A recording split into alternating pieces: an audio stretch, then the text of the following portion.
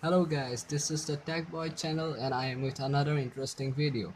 So today in this video I'm going to show you how to make a bootable USB drive for installing Microsoft Windows. So it is a quite simple step. You need to do is download an app named Rufus.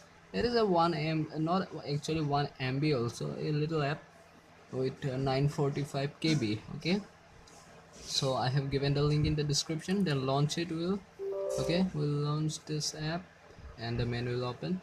You can see it had detected the SanDisk, my USB drive that I have inserted here, but you need to know is what your hard disk type. Okay, here it is set as MBR, but in some cases there are GPT. The new hard disks are now made GPT.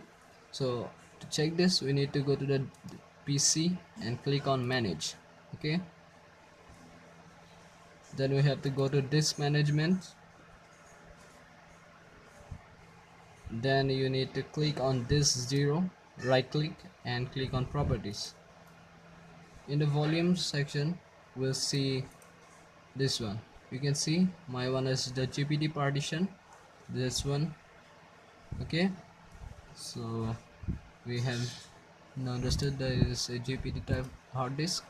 So let's go back to the Rufus window and we have to set this as GPT. Okay, then we have to locate the ISO file. You can download it. I have given the link in the description. To install the Windows, you can select any of the versions that you prefer. Okay, then you can see this one ISO file, Windows 10 English 64 ISO. Click on it and click on open.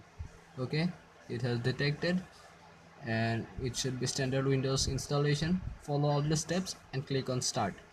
I have some personal files on the pen drive, so I'll not do it right now because it will format the entire pen drive and create is it as bootable.